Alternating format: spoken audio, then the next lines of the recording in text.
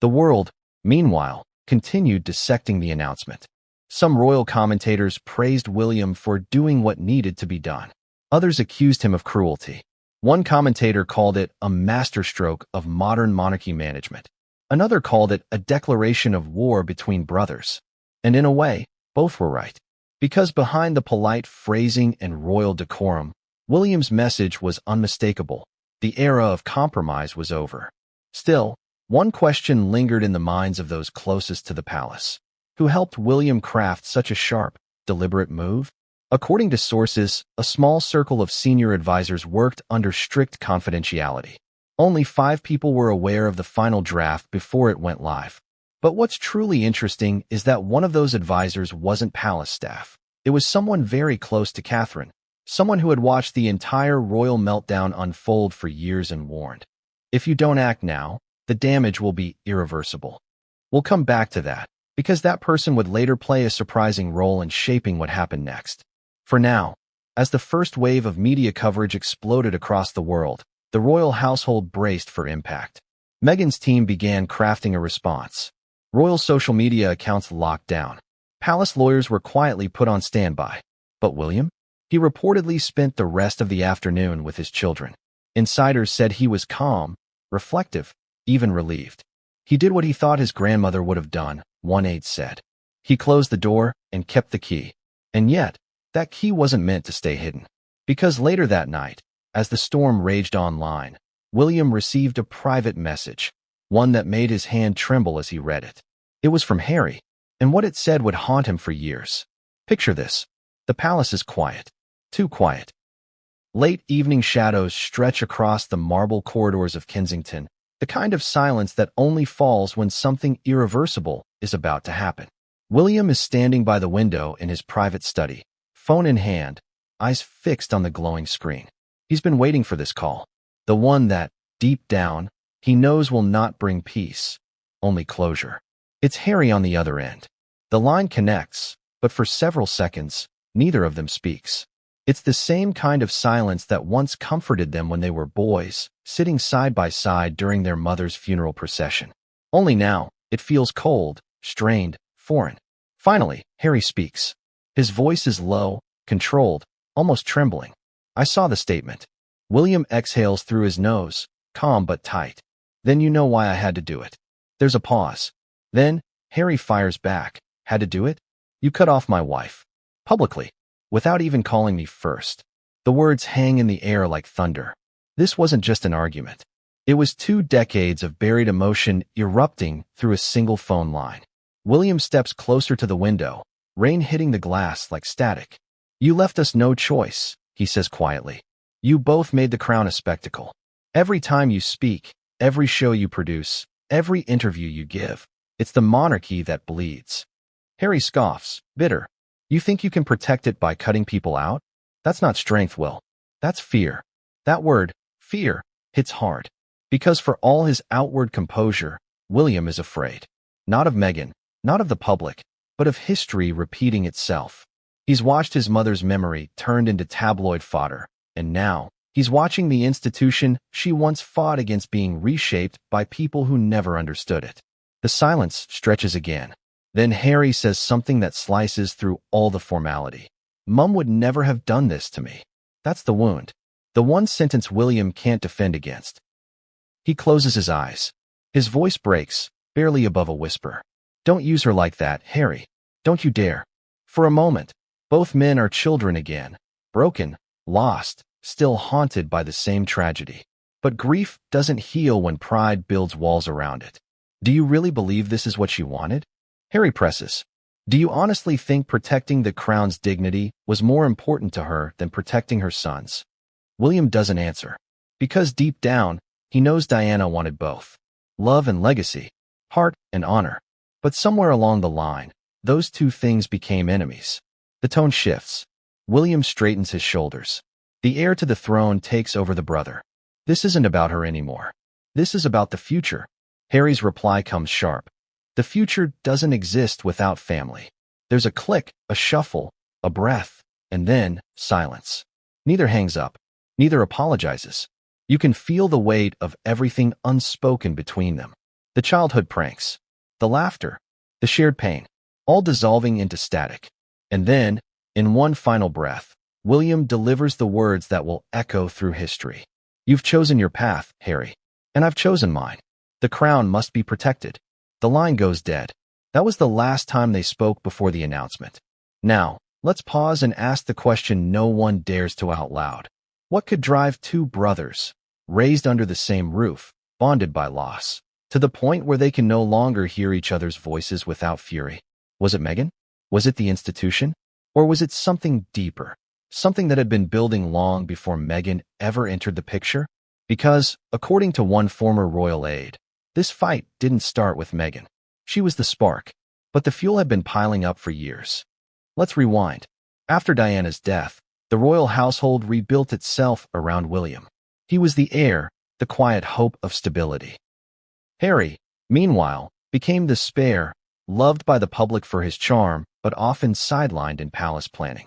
That imbalance, subtle but constant, bred resentment over time. And when Meghan entered the scene, she didn't just marry Harry. She became his voice. She gave him the courage to rebel, an insider said. But the palace saw it as recklessness. William saw it as betrayal. The first real confrontation between the brothers, years before the announcement, reportedly happened during a dinner at Kensington Palace. Meghan wasn't there.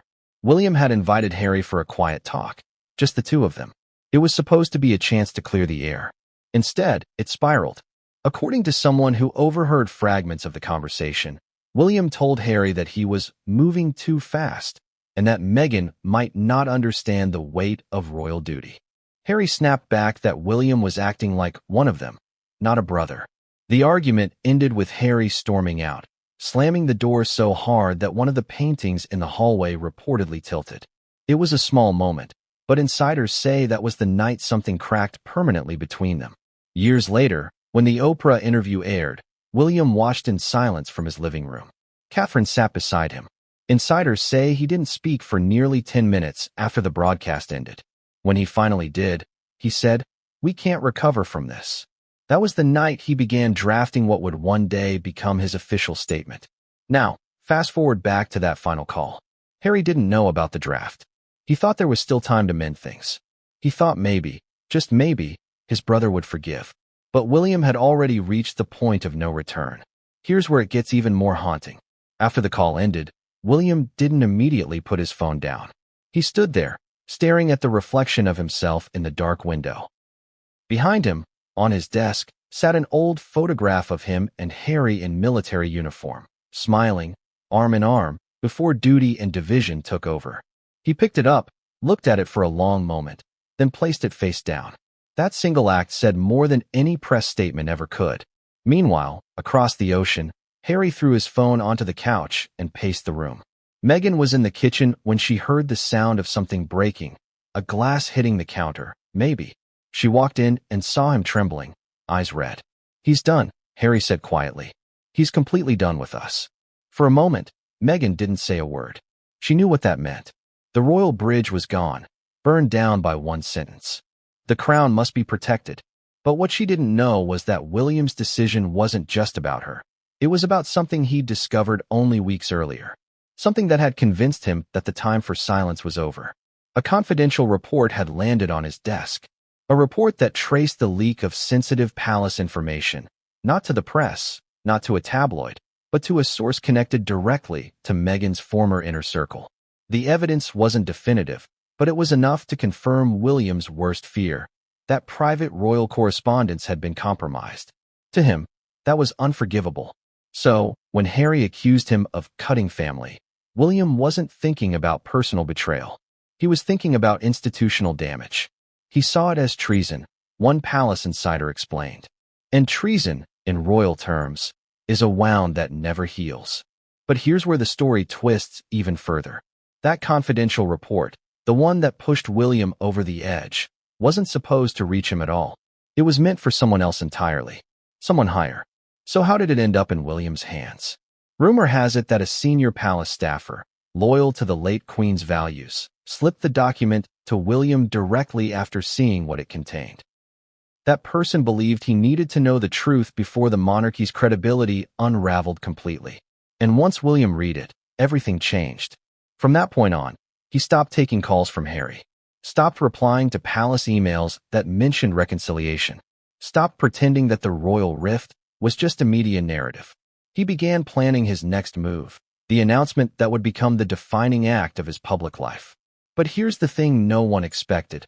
Even after all that, even after the silence, the anger, the heartbreak, Harry still tried to reach out one more time before the world heard the news. He sent a message, not an email, not a letter, a simple forward text. "Please don't do this." William never replied. Hours later, the press release went live. That was the moment everything shattered, not just between the brothers, but within the royal institution itself. Because in royal history, lines have been drawn before, but never like this, never this publicly, never this permanently. And yet, despite the finality of it all, one truth remains. There's always more beneath the surface. Because the report that changed William's mind, the one that convinced him Meghan couldn't be trusted, contained one detail no one in the palace dared to mention out loud. A name. A single name that connected Meghan to something far more dangerous than just a leak. And when that name reached William's ears, his blood ran cold. Who was it? And why did that one discovery make William decide there was no turning back? What came next would expose the secret that finally broke the brotherhood forever. You think you've heard everything. The fights, the interviews, the public fallout. But you haven't heard this. Because what Prince William discovered in the weeks before that fateful statement wasn't just a rumor. It was a revelation that made his stomach turn and his trust collapse in one brutal instant. It started with an envelope. No insignia, no sender's name. Just a thin, cream-colored envelope that appeared on William's desk one quiet morning, hand-delivered by a senior aide. Inside, a single folder stamped "Private Correspondence" for His Royal Highness' eyes only. William opened it casually at first, expecting the usual updates about public appearances or briefing notes. But as soon as he saw the first page, his pulse quickened. The folder contained internal communications, emails, transcripts, time-stamped exchanges between royal staff and external contacts. But one name stood out immediately. It was someone connected to Meghan's past media team. Someone who, according to the palace's own security review, had shared sensitive scheduling details with a private consultant in Los Angeles. And that consultant wasn't just any consultant. He was a known media fixer, the same man who had previously arranged exclusive photos for American talk show segments about Meghan's life post-royalty. William sat there in stunned silence, scanning the pages again and again. It wasn't definitive proof, but it was close enough. Too close. Private details about royal travel, internal memos about family events, even fragments of private correspondence, all mirrored later in tabloid stories and online blogs. If true, it meant one thing. Someone close to Meghan had been feeding information to the media for months. Now, to anyone outside the royal bubble, that might sound like ordinary gossip. But inside the palace, it's unforgivable. Royal privacy isn't just tradition, it's security. It's reputation. It's survival. And to William, this was an assault on all three. He didn't speak for several hours after reading the report. Catherine found him later that evening sitting in the dark, staring at the pages on his desk, his jaw tight. When she asked what was wrong, he said only one sentence: "They're still using us." Let that sink in. Using us. To William, this wasn't about family drama anymore. It was about manipulation. About feeling exploited by people who claimed they wanted freedom, yet couldn't stop monetizing the very institution they had walked away from. And that realization cut deeper than anything Meghan had ever said in an interview. Because for William, loyalty wasn't negotiable. It was sacred. He didn't want to believe it at first. He even asked for a second verification of the report, demanding to know if the information could have come from another leak, perhaps a rogue staffer or a miscommunication through the press office. But the internal audit came back clear. The data had come from California. That was the moment he stopped seeing Meghan as misguided and started seeing her as dangerous. And here's where it gets even more devastating. Apparently, one of the leaked memos included references to conversations between William and senior aides regarding the late Queen's declining health in her final months. These were deeply private discussions, never meant to be public.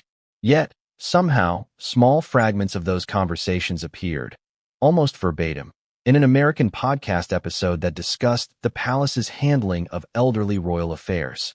To William, that was beyond disrespect. It was desecration. He reportedly said to a close friend, "This isn't about family anymore.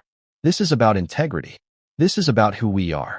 But that's not all the folder contained.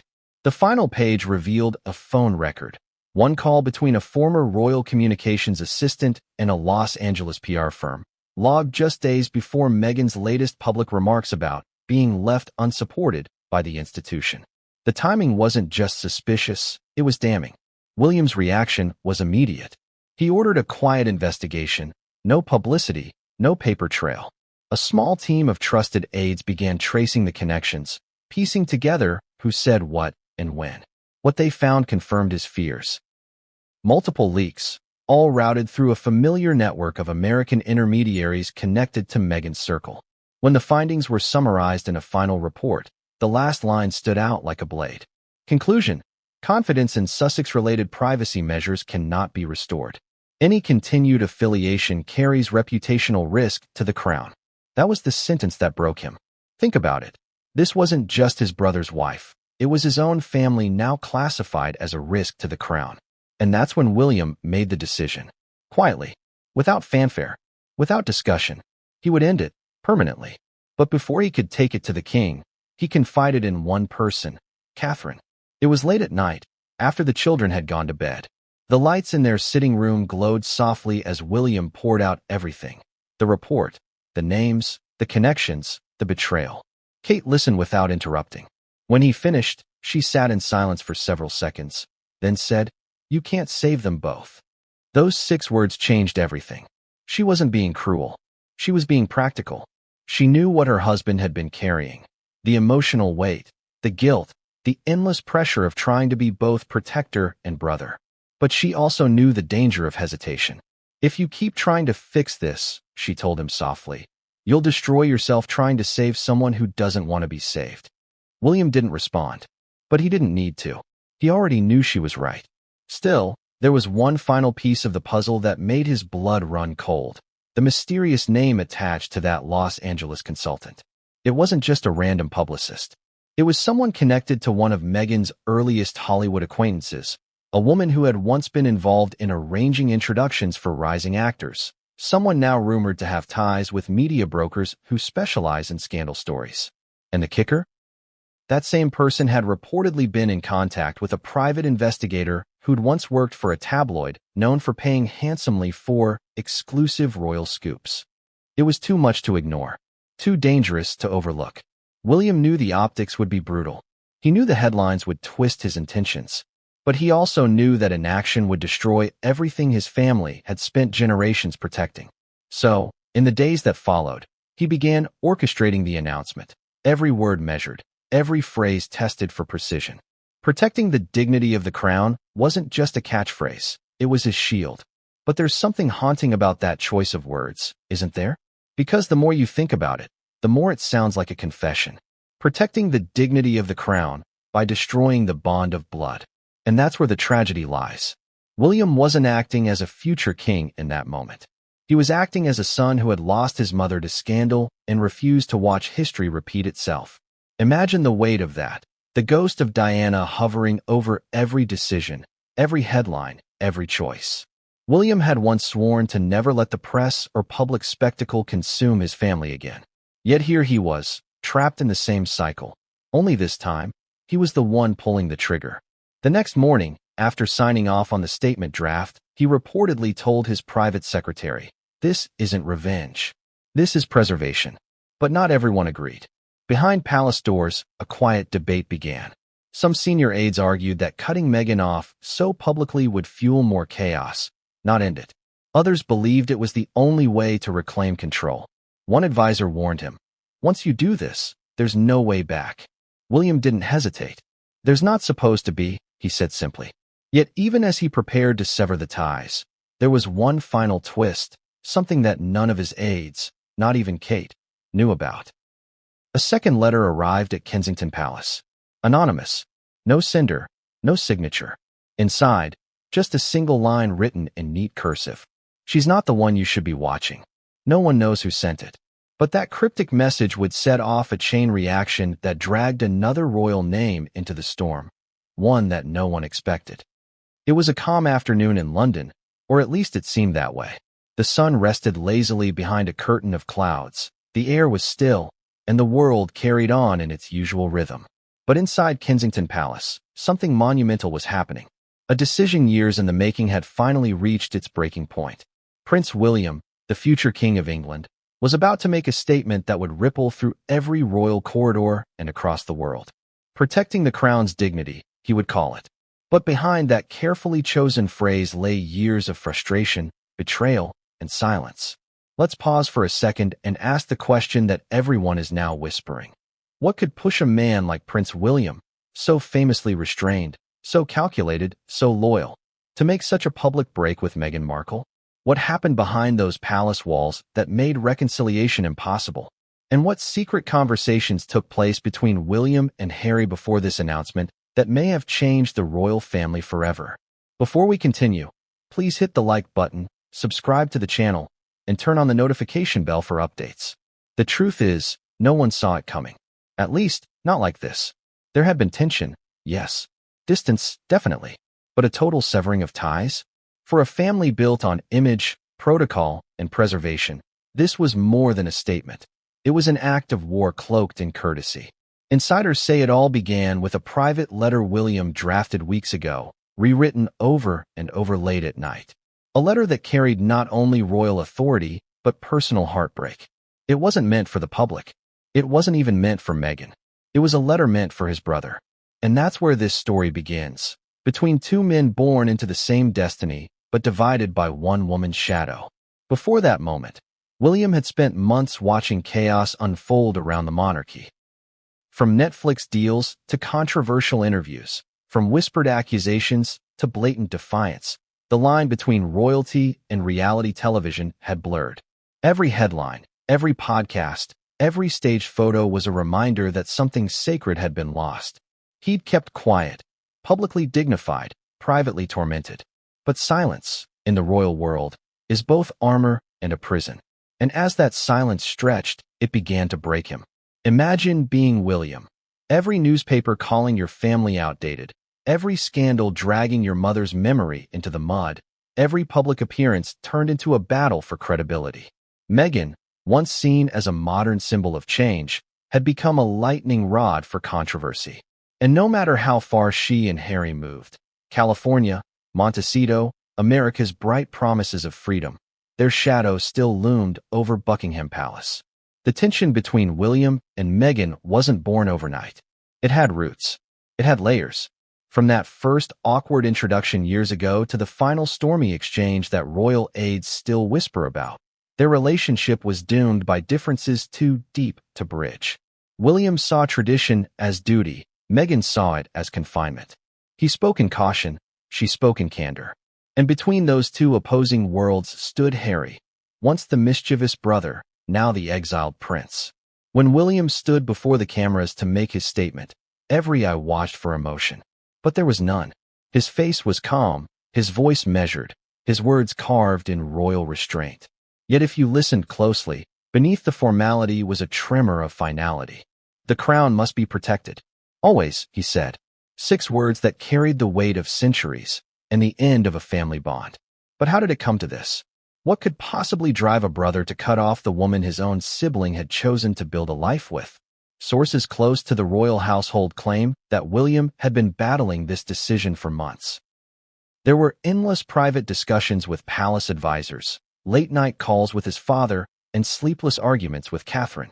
At one point, he reportedly confided in a close friend, "If I stay silent any longer, the monarchy will become the circus they always said it would."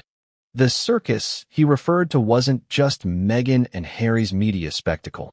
It was the growing realization that the royal brand was losing control of its narrative. The crown, once untouchable, had become a trending topic. And William, who had spent his life preparing to uphold its dignity, was watching it crumble under hashtags and podcasts. In truth, the announcement wasn't about revenge or bitterness. It was about drawing a line in the sand. William had reached the point where personal ties could no longer outweigh public duty. No way back now. an insider said. He made peace with that. But here's where the story twists. The decision didn't just affect Meghan. It tore through the heart of the royal family. Because for Harry, this wasn't just a professional rejection. It was personal. Very personal. According to multiple insiders, the brothers had one last phone conversation days before the announcement. It was supposed to be a reconciliation call, a chance to mend fences before the public fallout. Instead, it ended in silence. The two men spoke for less than 7 minutes. Harry pleaded for patience. William responded with the same phrase he would soon share with the world. The crown must be protected. Then came the click. The line went dead. Since that day, no contact has been made between the brothers. Not one text. Not one call. Not one word. For royal watchers, the symbolism was chilling. The brothers who once walked behind their mother's coffin in quiet unity were now walking opposite paths. The bond that had endured decades of tragedy, scandal, and scrutiny had finally broken, not with a scandal, but with a statement. Still, behind William's poised exterior lies something more complex. Insiders reveal that this wasn't an impulsive decision. The announcement was carefully timed, coordinated, and signed off by senior palace figures. Even King Charles reportedly hesitated before giving his quiet nod. He knows what it means, one source said. When William speaks, the world listens. And Meghan listens, too. The royal communication team prepared for global impact. They anticipated backlash from Hollywood, social media storms, think pieces, and outrage from both supporters and critics of Meghan. But they also knew this was inevitable. It had to happen, one aide said. It was either this, or let the monarchy be mocked into oblivion. The response was immediate. Within minutes, the internet erupted. Hashtags trended. Debates ignited. Meghan's allies accused the royals of cruelty. Royal loyalists applauded William's courage. Analysts called it the most definitive act of royal boundary setting since Diana's divorce. Some even claimed it was the first time in decades that a royal had spoken with such unfiltered conviction. But beneath the noise, a quieter, more painful truth lingered. William wasn't just protecting the monarchy. He was protecting his children. Those close to the couple say that Catherine, the Princess of Wales, played a pivotal role in the timing of the announcement. She reportedly told William, "If you don't define the line, they'll cross it again."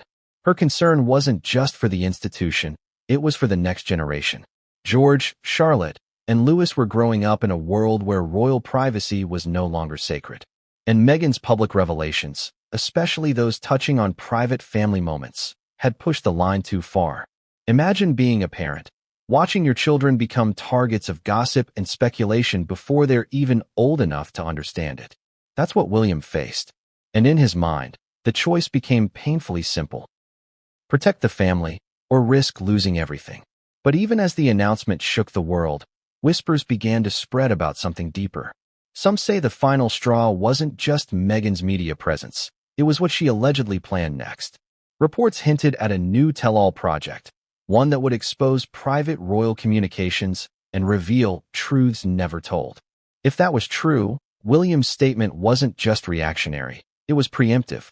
The public, of course, doesn't see that side. To them, it's another headline, another feud, another royal drama. But to those who know the history, the long shadow of betrayal and loyalty, the symbolism cuts deep. This wasn't about Meghan versus the monarchy. It was about a man who had lost too much already. His mother, his privacy, his brother, and refused to lose his legacy too. Still, there's one question that remains unanswered. What did Harry say before the announcement went public? Because according to palace insiders, his final message to William wasn't one of anger. It was heartbreak. "You've become what she feared most," Harry reportedly said, referencing Princess Diana. "A man more loyal to the crown than to his family." Those words, sources claim, haunted William long after the cameras stopped rolling. But William didn't back down. He couldn't.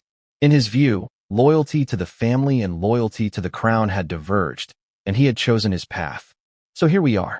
One statement, one announcement, one moment that rewrote the story of the modern monarchy. The ripple effect hasn't stopped. Meghan's camp is reportedly preparing a measured response. Harry has gone silent, and palace insiders say this is just the beginning of a much larger royal reshuffling.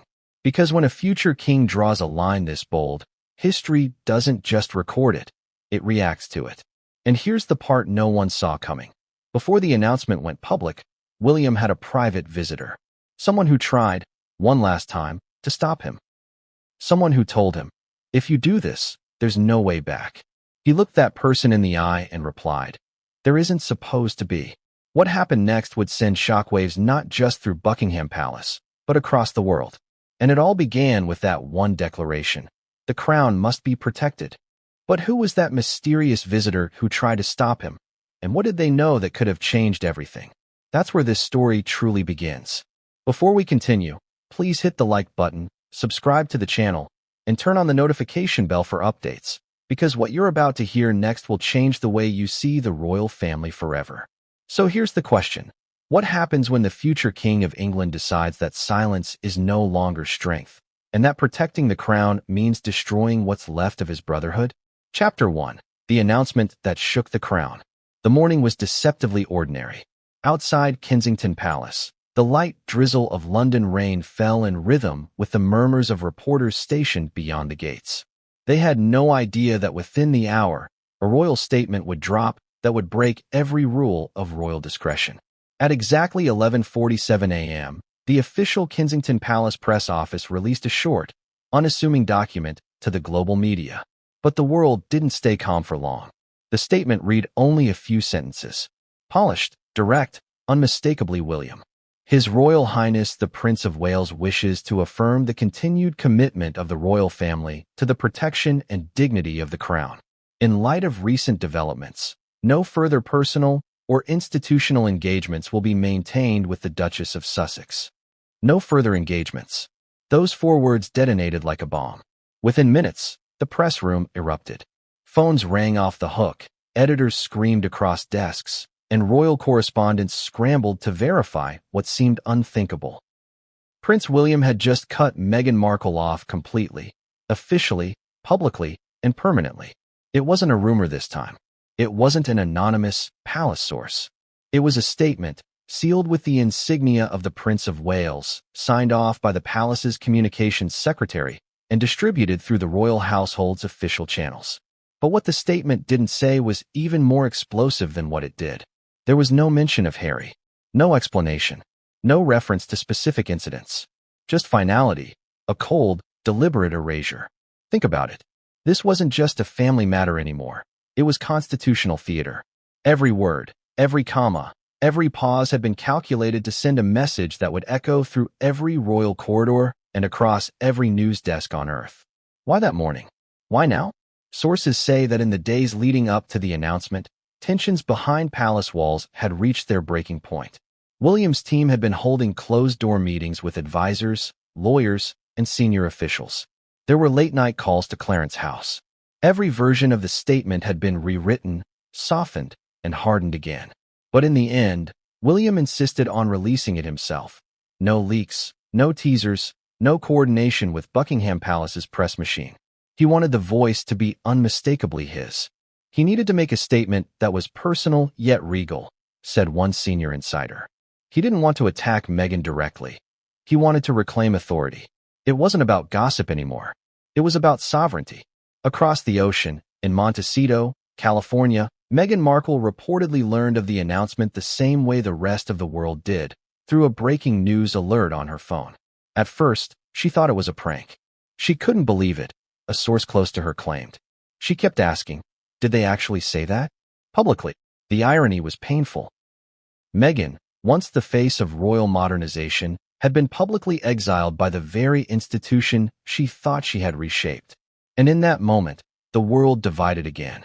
Social media ignited into 2 camps, those applauding William for defending tradition, and those condemning him for abandoning family.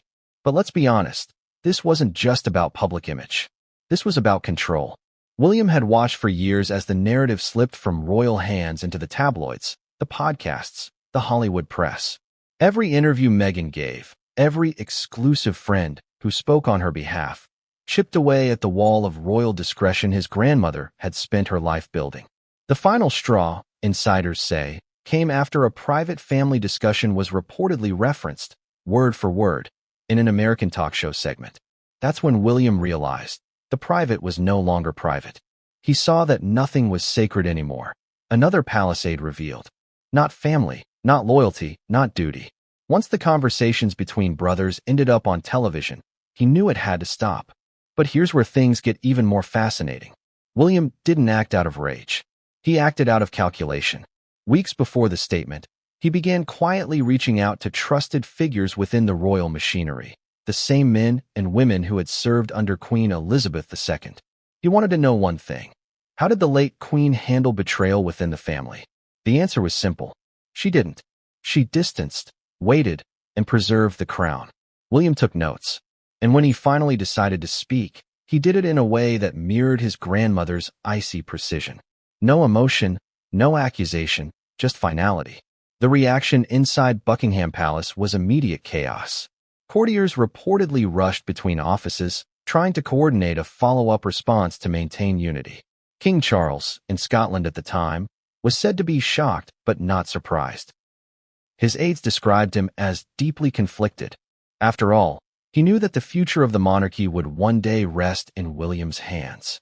But that didn't make the decision any easier to stomach. Still, Charles didn't countermand it. He couldn't, not without undermining his heir. Meanwhile, global networks went into frenzy mode. News anchors repeated the statement over and over, dissecting every syllable. Headlines screamed, "Royal family disowns Meghan. William declares final cut. No way back." The image of William, stoic and unflinching, became the defining moment of the week. But behind the public bravado, there was exhaustion. One insider described that morning in Kensington Palace as eerily quiet. William reportedly spent the early hours in his private office, going through final edits of the statement. His staff waited in the hall, exchanging nervous glances. When the document was finalized, he looked up and said only 4 words, "Let's get this done." At 11 a.m., his communications director walked the printed statement down to the media room. At 11:47 a.m., the world changed. But the palace wasn't the only place buzzing with shock. Across London, a wave of phone calls lit up among old friends, journalists, and even former staffers who once worked for Harry and Meghan. "He actually did it," one of them reportedly said. "He really just erased her." Some cheered. Others gasped. The effect was seismic. For royal watchers who had followed decades of protocol, this kind of move was unprecedented. The royal family had weathered divorces, scandals, betrayals, but rarely had they cut someone off so publicly, especially someone still technically in the line of succession by marriage. The question everyone asked was, what pushed William to finally snap? The answer, insiders claim, lies in what happened just a few days before the announcement, a conversation between the brothers that didn't go well. But we'll get there. For now, what we know is this. William didn't just wake up and decide to issue a statement. He had been pushed to the edge by what he saw as a series of calculated provocations. For months, Meghan and Harry's public appearances had been stirring waves of tension across royal circles. From award shows to high-profile documentaries, every appearance seemed to come with subtle jabs about hierarchy, race, and truth. But the real tipping point came from something smaller, quieter, and more personal. It was a comment. A seemingly harmless remark Meghan made during an interview that hinted at something private, something about Kate, about William, about how certain members of the family couldn't stand her success.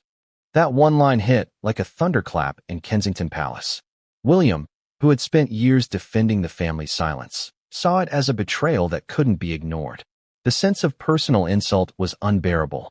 He felt mocked, a source close to the royal household said. It wasn't just about Meghan anymore. It was about the entire institution being disrespected. Still, even then, William didn't lash out. He planned. He consulted. And when the moment came, he chose the one weapon the monarchy has always wielded best, official silence dressed as finality. But what no one expected was the emotional ripple effect it would create, not just for the public, but within the royal circle itself.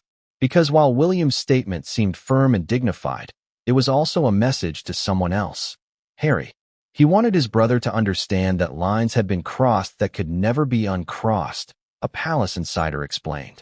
He wasn't just shutting out Meghan. He was warning Harry that the door back home was closing. And Harry got the message loud and clear. In Montecito, reports say Harry was furious, then heartbroken. He felt blindsided. believing he still had time to repair the rift. He thought he could reach William before things went public, said a friend close to the Sussexes. He didn't realize it was already done. That's when the silence began, the silence that still stands today. Who wrote the letter? What did it mean? And why did William keep it locked in his desk drawer, away from even his father's eyes? Because that single warning suggested something even darker, that Meghan might not have been the only one compromising royal secrets. And that realization changed everything. But what came next? The conversation between William and Catherine after that anonymous letter would shift the entire tone of the palace's future. Because it wasn't just about duty anymore. It was about survival. It was close to midnight when the lights still burned inside apartment 1A at Kensington Palace. The children were asleep upstairs, the household staff had long gone, and the rain outside drummed gently against the window panes. Inside, two people sat facing each other in the soft glow of a single lamp. The future King and Queen of England, their voices hushed, their faces tight with exhaustion. William had just finished telling Catherine everything. The folder, the leaked memos, the anonymous letter, the impossible choice. The desk between them was littered with crumpled papers and half-empty teacups. His voice, normally so composed, cracked as he spoke. "It's not just about her anymore," he murmured. "It's about him. Harry's part of this, whether he sees it or not." Catherine leaned forward, her hands clasped. "You've been carrying this for too long, Will. It's eating you alive." He looked up, eyes glassy with fatigue. "He's my brother. How do I just turn away?" She didn't answer immediately. Instead, she studied him. The man who had always chosen duty first, even when it broke him. The boy who had lost his mother in the public eye, now a man losing his brother in the same cruel spotlight. "Finally," she said softly, "because if you keep trying to save them both, you'll lose yourself and the family that's still standing beside you." That sentence hung in the air like a prophecy. For Catherine, the choice was clear. For William, it was torment. He stood and began pacing, running his hand through his hair. "If I cut them off completely, it'll destroy what's left of our relationship. But if I don't," he trailed off, staring into the fireplace. "If I don't, they'll keep tearing the crown apart." Catherine's gaze was steady. "Then you already know what you have to do." He turned sharply. "Do you have any idea what that means?" "I do," she said. "It means choosing the crown over your brother.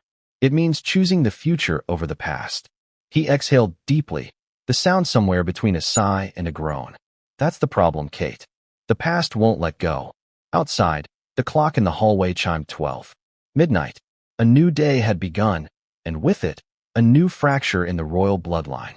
For years, Catherine had been the quiet strategist behind the scenes, calm, patient, deliberate. She'd watched Meghan arrive, watched Harry change, and watched the palace struggle to adapt to a new kind of spotlight. She had tried to bridge the gap, hosting lunches, arranging quiet meetings, encouraging forgiveness. But each attempt had failed. "She doesn't want to be part of this world," Kate said now, breaking the silence. "She wants to control it. And Harry's letting her." William looked away. "You think I don't know that? I think you don't want to accept it." There it was, the truth he didn't want to hear. Kate's words weren't cruel, they were protective. She had seen what years of quiet restraint had done to him. The stress, the sleepless nights, the bottled anger that he refused to show the public. "You've always tried to be the peacemaker," she said. "Even when they mocked you. Even when the press dragged you through the mud. But Will, sometimes peace comes at too high a price." He sank into the chair opposite her, his head in his hands. "I don't want to be the villain in his story." Catherine reached out, placing a hand on his arm. "You're not the villain. You're the one still standing when everyone else walks away." For a moment, neither spoke. The only sound was the faint ticking of the antique clock on the mantelpiece. And then, almost in a whisper, she said the words that would echo in his mind for days to come. "You can't save them both." He nodded slowly, as if the reality had finally settled into his bones. "Then it's done," he said quietly. "It has to be done." But the truth was, it wasn't done. Not yet. Because even as William tried to gather his resolve, the palace itself was trembling under the weight of his decision. Inside Buckingham, word had started to spread, discreetly, cautiously, that the Prince of Wales was preparing something drastic. Some senior officials supported him. Others feared the consequences. King Charles, according to multiple insiders, was deeply uneasy. The king had spent years walking a tightrope between paternal love and royal duty. He wanted reconciliation. He wanted peace. But William wanted something more, closure. And Catherine knew it. The next morning, she woke to find William already dressed, standing by the window with a folder in his hands. He looked calm. Too calm. "I'm going to speak with my father," he said. "Are you sure?" she asked softly. He turned, eyes steady. "He needs to hear it from me before the world does." As he left, Catherine watched from the window, the weight of the crown pressing down on both of them. She knew that once he walked into that meeting, there would be no undoing what came next. But before he could even reach Clarence's house, the situation took an unexpected turn. Someone had leaked word of his planned conversation with the king. Within hours, senior aides were whispering. The queen consort, Camilla, reportedly stepped in to advise caution, warning Charles that William was acting emotionally and needed to be handled carefully. Handled carefully. That phrase infuriated William when he heard it later. He wasn't some reckless prince anymore. He was the heir, the man who would one day carry the burden of the monarchy itself. Still, he held his composure when he entered his father's study. Charles looked up from his papers, weary-eyed but alert. "I hear you've made a decision." "I have," William said evenly. "And it involves your brother. It involves protecting the crown." For several seconds, the room was silent. Charles leaned back in his chair, steepling his fingers. "William, this family has survived worse. We don't disown our own." William's reply came cold and precise. "We don't let them destroy us either." The king's expression hardened. "You think this will solve it? You think cutting them off will silence the noise?" "No," William said, "but it will draw the line." That was the moment Charles realized there was no turning him. Afterward, William left Clarence's house without another word. Catherine was waiting at home. "How did it go?" she asked. He shook his head. "He doesn't understand yet. But he will." For the first time, she saw a flicker of something in him she hadn't seen before.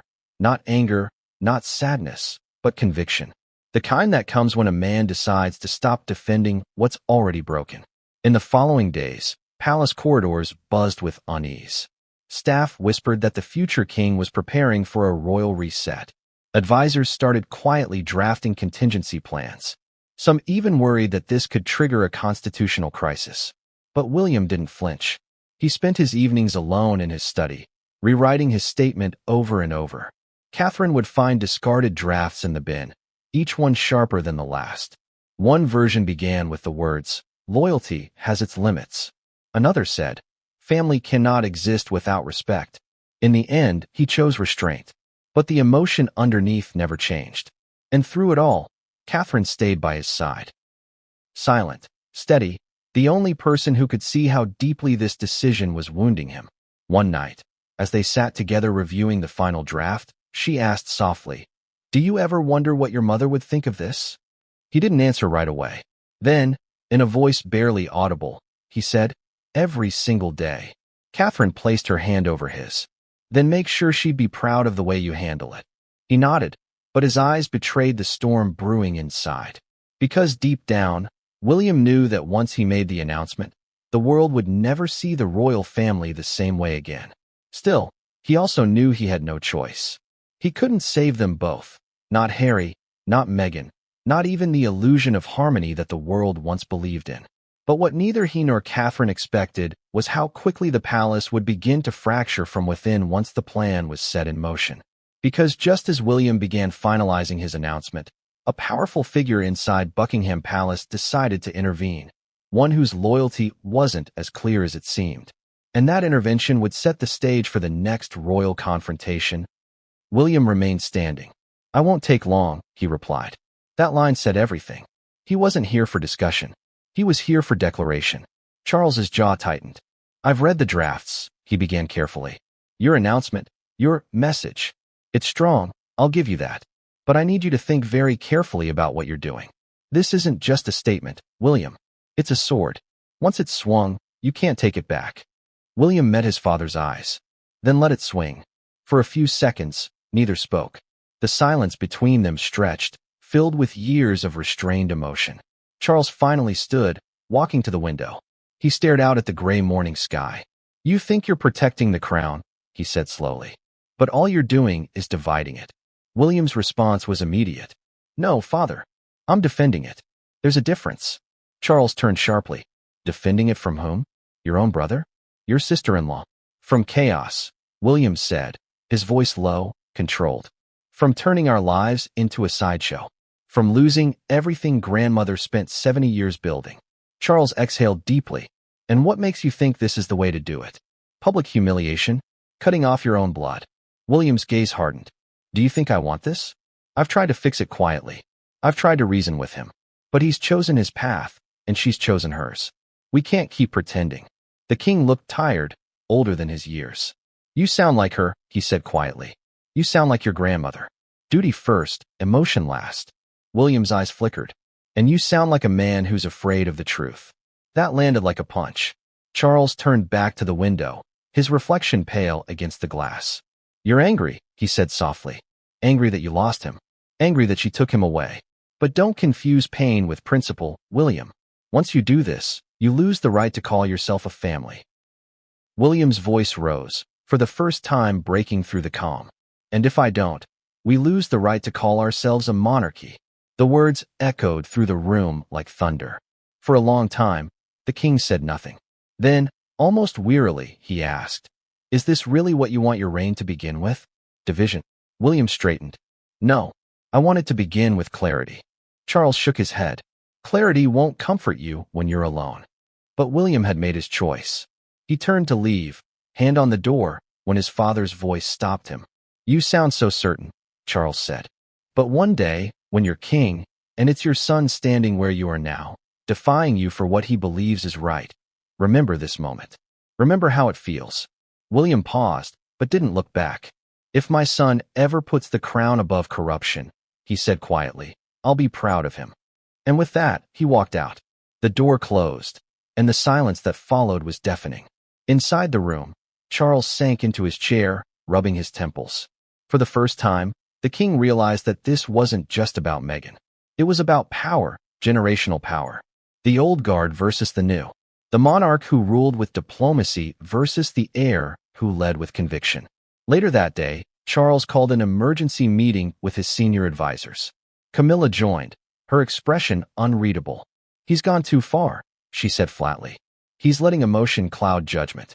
Charles didn't respond right away. One aide broke the silence. If the Prince of Wales moves forward without your blessing, your majesty, it could fracture the institution. Camilla folded her arms. Then we make sure it doesn't happen. But stopping William wasn't easy. He wasn't acting alone anymore. Behind the scenes, several senior palace figures had quietly begun siding with him. Those who believed the monarchy's credibility had been eroded by Harry and Meghan's constant public commentary. It wasn't just about image, one insider explained. It was about sovereignty. For the first time in decades, the palace was losing control of its narrative. William wanted to take it back. Even Princess and reportedly told a confidant, he's right. Enough is enough. That growing support turned William's stance from rebellion into revolution. Meanwhile, Charles tried one last time to slow things down. He called a private meeting at Sandringham, inviting William, Camilla, and 2 senior aides. The setting was meant to evoke calm. The quiet countryside estate where major royal decisions had been made for generations. But instead of peace, the meeting erupted into confrontation. Camilla, ever the pragmatist, spoke first. William, the monarchy isn't a fortress. It's a family. You can't keep treating every disagreement like a battle to be won. William's tone was measured but cold. With respect, this isn't about disagreement. This is about betrayal. Charles interjected. Betrayal cuts both ways, son. You talk about protecting the family's dignity, but what about protecting your brother's humanity? William's jaw tightened. He made his choice the moment he sold it. Camilla frowned. That's harsh, even for you. Is it? William shot back.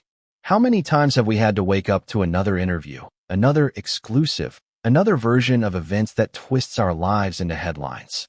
When does it stop? Charles tried to regain control. It stops when we choose restraint. When we lead by example. Restraint is what brought us here, William said sharply. Silence didn't protect us. It only empowered them. For a brief moment, no one spoke. The king's face was pale, his expression pained. You sound like a man who's already wearing the crown, he said softly. William didn't deny it. He looked his father dead in the eye. Then maybe it's time someone did. That sentence hit like a tremor through the room. Even Camilla fell silent. The meeting ended without resolution. William left Sandringham first, his motorcade pulling away as reporters stationed outside snapped photos of the heir's tight jaw and clenched fists. Back inside, Camilla turned to Charles. "He's not stopping. You know that." Charles nodded slowly. "Yes," he said, "and that's what frightens me." By that evening, word had leaked. Someone from inside the palace had briefed a trusted journalist that the future king and the reigning monarch are no longer aligned. The next morning's headlines said it all: father versus son, the crown in crisis. But what the public didn't know was that William wasn't acting purely out of emotion. His next move had already been set in motion, one that would ensure no one could stop him, not even the king himself. Because while Charles was still debating optics and diplomacy, William had already assembled a small, loyal team inside Kensington Palace. Their task? Prepare the official statement, time it for maximum impact, and ensure that when it hit, it would be impossible to retract. He called them the Circle of Steel. And at the center of that circle was one woman who had never once betrayed him, Princess Anne. Her words to William were blunt, as always. "If you're going to do it properly. And don't look back." Her support gave him the final push he needed. But what Anne didn't realize was that the leak from inside Buckingham, the one that triggered all this, was about to resurface. And this time, it wouldn't just expose Meghan. It would expose someone far closer to home. Because before William could release his statement, a senior palace staffer discovered something buried deep within that confidential report. Something William had missed. A single coded memo that pointed to a royal insider secretly communicating with Meghan's team. And the initials on that memo? CR. Who was it? Camilla? A clerk from Clarence House? Or someone even higher up? What came next would split the palace in half and force William to confront a betrayal he never saw coming. The morning after the Sandringham confrontation, the palace woke to panic. Not the public kind. No screaming tabloids, no breaking news. This was quieter, colder. The kind of panic that moves behind doors with no labels and corridors where every whisper echoes. At precisely 6:15 a.m., a junior aide arrived at her desk in Buckingham Palace to find an encrypted email marked urgent, internal only. The sender was unknown, but the attachment inside changed everything. It was a copy of a confidential palace memo, one that wasn't supposed to exist outside of a locked filing cabinet in the private communications wing. And stamped in red, right across the top, were two words that froze her blood. Unauthorized disclosure. The memo wasn't about Meghan. It was about the source of the Meghan leaks. Someone had been feeding information not just to outside PR contacts, but directly to an independent journalist with long-standing access to the palace. The document listed coded initials, CR, an internal message chain suggesting that whoever it was had provided insight into private royal meetings, including discussions about William's upcoming statement. That's right. Before the announcement even went public, someone inside Buckingham already knew the wording, the timing, and even the internal justification behind it. And that meant one thing. Someone within the inner circle had betrayed the heir.